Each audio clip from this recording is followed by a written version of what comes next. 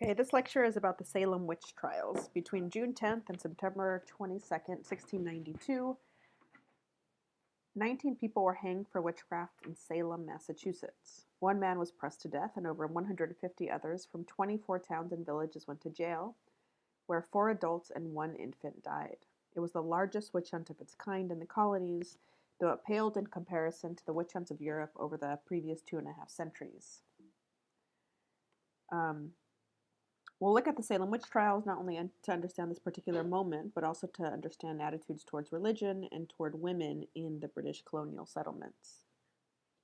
So I will argue that the Salem witch trials originate in negative attitudes towards women in the British colonies in North America, which were very much influenced by Christianity, specifically Protestantism.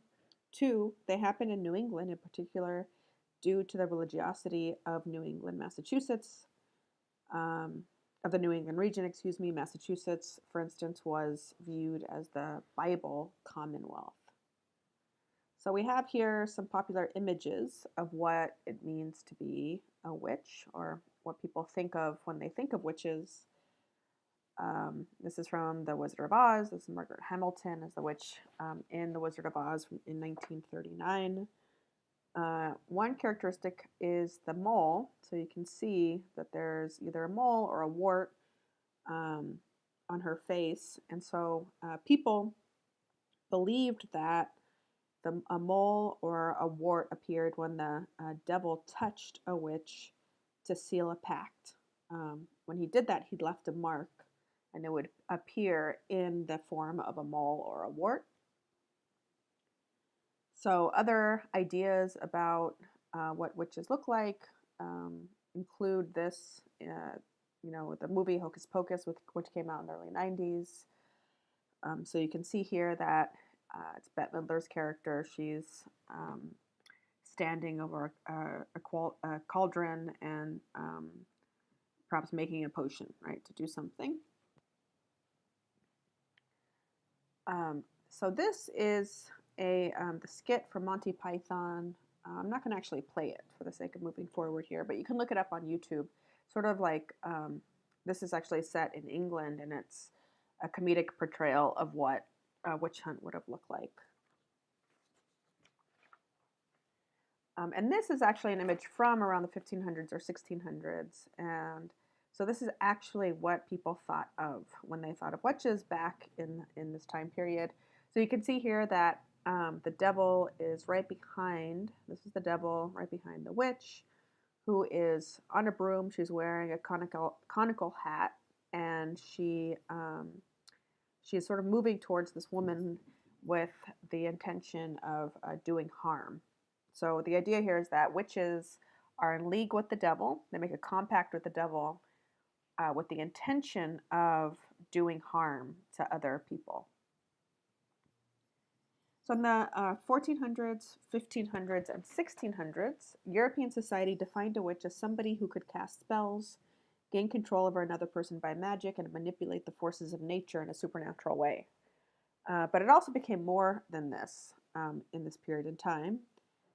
In Europe, from the 1400s through the 1700s, religious thinkers believed that God had never intended for people to have magical powers. So the question was, where did these powers come from? And they started searching around for answers. Christian, religious, and civil leaders insisted that these activities were not possible without the assistance of the devil. People accused of witchcraft were charged with engaging in various rituals at night, where they participated in orgies, they danced around in the forest, they renounced Christ, and generally paid homage to the devil. Witches were often accused of doing things like killing and eating children as well. Because the devil was involved, the use of witchcraft often entailed, or I should say always entailed, causing harm to other people. So being a witch is not something that's harmless, it's not benign. And this is why, in this period in time, they're trying to root out witches. So the idea that witches were in league with the devil is relatively new, and it set the stage for massive witch hunts that shook the Western world for nearly 3 centuries. It was also a distinctly Christian phenomenon. So the Bible says, quote, "Thou shalt not suffer a witch to live." And this Bible quote was used to determine the punishment of witches and is why so many people were put to death, mostly by hanging. To understand how the Salem witch hunts happened, it's important to know something about the massive witch hunts in Europe, as well as a little bit about the larger historical context in the British colonies of North America. So in Europe, the witch hunts were so extensive and affected so many people that they were called collectively the Great European Witch Hunt. There were perhaps between 60 to 100,000 people who were executed over the course of around 3 centuries. So the question is, why, seemingly out of the blue, did these witch hunts occur in Europe? And the two key reasons have to do with religious upheaval as well as sexist attitudes towards women, or the strengthening of sexist attitudes towards women, which is also connected, as we'll see, to the religious upheaval that was happening in Europe. So up until the early 1500s, there was one acceptable form of Christian worship, and that was Catholicism. Then Martin Luther started waging a campaign against the Catholic Church. Under Catholicism, there were positive role models for women, in particular the Virgin Mary, of course, and then you had her mother, St. Anne, as well. But beginning in the 1520s, Protestantism takes hold in various parts of Europe, and Protestants denounce what they call the cult of the Virgin, believing that the Virgin Mary had an inappropriately high position within Catholicism. So shrines and temples to the Virgin Mary were destroyed all over Europe, and outspoken women, as a consequence, are also increasingly being looked down upon. So you can see that most of the witch hunts happened in countries that adopted Protestantism. The countries most unaffected by what became known as the Protestant Reformation, so Italy, Spain, and Ireland, had few witch hunts, relatively speaking. You can see on this map that the Anglican Church is England's version of Protestantism. That's what they call their church. And so the people who are waging these witch hunts in the 1600s and into the early 1700s in the British colonies in North America are mainly, of course, though not exclusively, from England, but they are certainly Protestant. And Puritanism is a sect within Protestantism, as you know. So about 75% of those accused of witchcraft and ultimately executed were women in Europe. So 75% of those accused and executed of witchcraft in Europe were women. Why was this? The answer lies in negative attitudes towards women, which were informed by religion. We've already talked some about the fact that women had fewer rights than men in society more generally. And for a long time in various cultures, there were negative associations between women and evil practices, including the story of Eve. In the Bible, the Bible wastes no time getting to the story of Eve, who was responsible for original sin that resulted in humanity descending from paradise to a world of suffering and injustice. So these negative associations between women and evil practices are clear and are present across various Christian denominations. It's also because of these larger changes in Christianity, the birth of the Protestant Church, the Protestant Reformation, witchcraft gets associated with women, in large part because also of these two specific men, Jacob Springer and Heinrich Kramer. So Springer and Kramer were essentially a police force for the church in Germany, and they wanted to make sure people acted in appropriately Christian ways. They were so successful that they wanted to share their wisdom, so they wrote this book called Malleus Maleficarum, which in English translates to The Hammer of Witches. And it enumerated the right criteria one needed to successfully prosecute people for witchcraft. They were the first to identify women in particular as the most likely to fall into Satan's clutches. They said this was because women were morally weaker than men, supposedly. Kramer, in particular, was fanatical in his hatred for women. He believed that because women were lustful, naturally lustful, and more sexually insatiable than men, they were also more easily influenced by the devil. And he believed that wherever women had any power, from having property rights to working as midwives, assisting in the birth of children, they were responsible for all the bad stuff that happened in the world. So these ideas from Europe traveled on the Mayflower with the Puritans.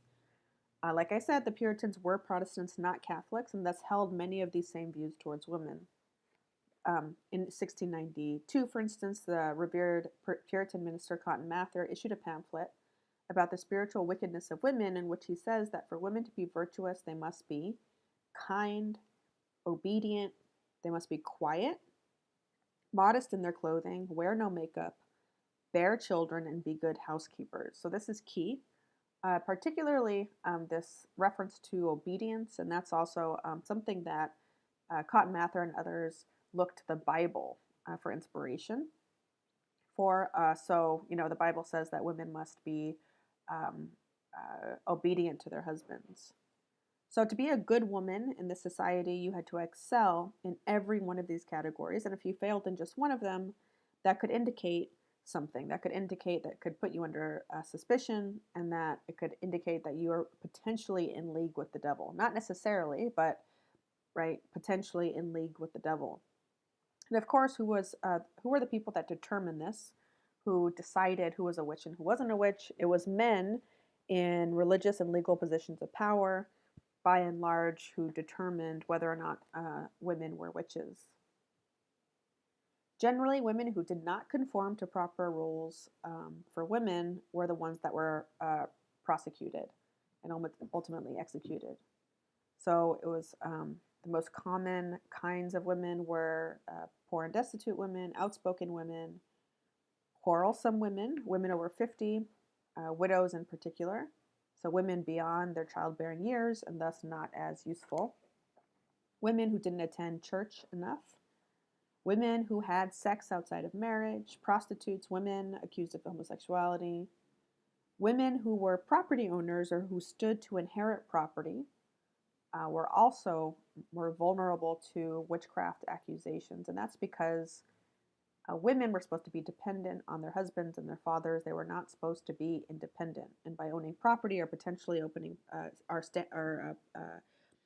being right or standing to inherit property could help women be independent in the society rather than fulfill their natural roles of dependence on men. So witch hunts also targeted people within the community they were often an outgrowth of community conflict. So there are various reasons why the witch hunts happened, and various reasons that help to explain who was actually targeted. So according to historian Elizabeth Reese, women in general were more likely to face witchcraft accusations because New England culture as a whole regarded women as more likely to be damned, to go to hell, than men. In other words, while Puritans said men and women were equal before God, they were not equal before the devil. So why was this? Puritans believed that the devil afflicted the body in order to possess the soul, and women's feminine souls were seen as unprotected in their weaker female bodies, and thus were vulnerable to the devil, more vulnerable than were men. And Puritans believed in predestination, this idea that God had determined who would go to heaven, who would go to hell, so who would be saved and who would be damned. Humans, in other words, could not determine for themselves if they would be saved or damned. So Puritans, as a result, were constantly looking for signs. Were they, in fact, saved? Were they damned? And they looked for evidence in how people acted to figure this out. Children were constantly taught that they would go to hell if they didn't serve God. For example, take this widely circulated book that taught children the alphabet. So this book in the 1600s said things like G stood for godliness, and then when they get to L, it stands for liars shall have their part in the lake, which burns with fire and brimstone. At U, we see it stands for upon the wicked God shall rain a horrible tempest. So children are taught at an early age as well that they were to blame for their own sins, and their punishment would be cruel and everlasting. It should be noted before moving on that though women were much more likely to be accused of witchcraft, the religious experiences of Puritan women shouldn't be reduced to one of just repression. Although women could not participate in church governance that was reserved for men, Puritanism did offer many women spiritual fulfillment. Women studied the scriptures, they experienced conversion, they baptized and instructed their children, and generally they promoted religion in their households. So the witch trials at Salem were not the only witch hunts in the British colonies. There were occasional witch hunts in various states, but executions mostly did not take place in the same way they did in Europe. So most accusations of witchcraft did occur in New England, though not all in Salem, Massachusetts. Historian Carol Carlson says that there were about 300, or actually precisely 334 accusations total, and 35 executions between 1620 and 1725. So that's, of course, many fewer executions and many fewer accusations than what happened in Europe. So the question is, why was it more common for these accusations to happen in the New England region, say in contrast to the southern colonies? It's because of the prevalence of Puritanism. So the existence, the presence of Puritans in New England who tended to cultivate a harsh, unyielding righteousness and were quick to judge and condemn people. And essentially, Puritans saw Satan everywhere. And the evidence they used once they had targeted somebody, that accused somebody of witchcraft, they looked for evidence. And the evidence included signs of witches' teats. So that meant a third nipple. They would look for signs of a third nipple, and that's where the devil or his familiar would gain sustenance from, would suckle from. In the court of law, they often required, most courts except for Salem, required 2 witnesses to attest to the fact that somebody was a witch.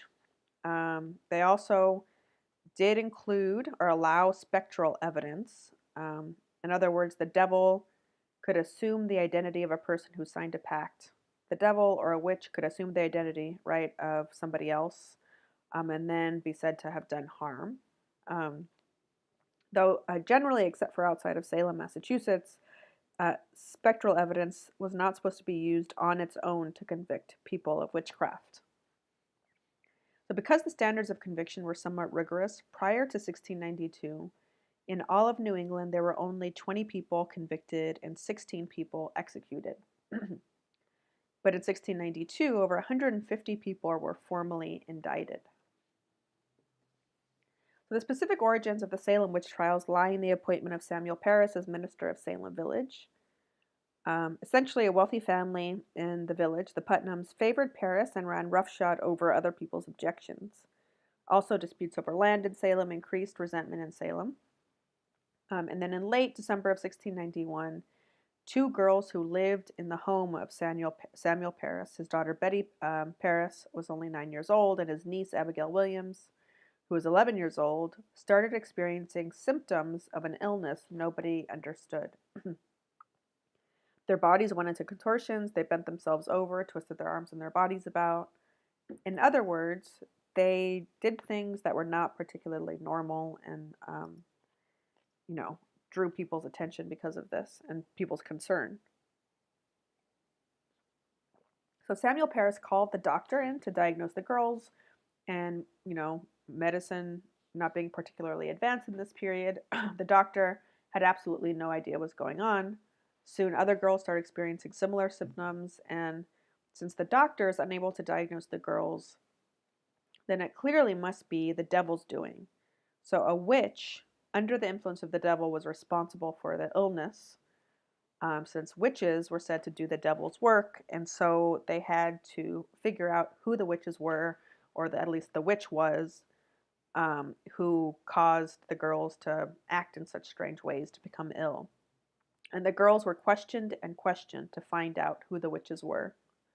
Finally, due to pressure from members of the community, the girls settled on 3 stereotypical people. So you have Sarah Good was the first to be accused. She was known in Salem Village for being outspoken and being destitute. She begged for charity in the street. Sarah Osborne, she was actually wealthy, but also had an unsavory marital history. She had, I think, married below her station. She had married somebody who was previously an indentured servant. She also didn't attend church regularly enough. Lastly, Tituba, a slave in Samuel Parris's house, was accused. The girls accused her. And there's evidence that Samuel Parris perhaps beat her into confessing that she was a witch. And because she confessed, she was actually not executed. But Sarah Good and Sarah Osborne, on the other hand, refused to confess to witchcraft, and they were the first to be executed. And again, they were hung, not burned at the stake. So in court, witnesses used spectral evidence to convict Sarah Osborne and Sarah Good, as well as other people. All one of the children had to say was that a spirit or ghost appeared in the form of a person who was accused. So spectral evidence could also involve dreams and visions. In all, over 150 people, mostly women, against 3/4 of the people convicted of witchcraft were women. So 19, I should say accused, over 150 people were accused. I think I said convicted. Ultimately, only 19 people were hung before the witch hunt ceased. So the main ideas to remember are, number one, you can't understand why the Salem witch trials happened without understanding the broader context of sexism in British America and during the European witch hunts. And secondly, they happened in New England in particular due to the presence, the deep religiosity, or the prevalence, of Puritanism in that region. Again, you'll recall that Massachusetts was known as the Bible Commonwealth. Okay, that's it.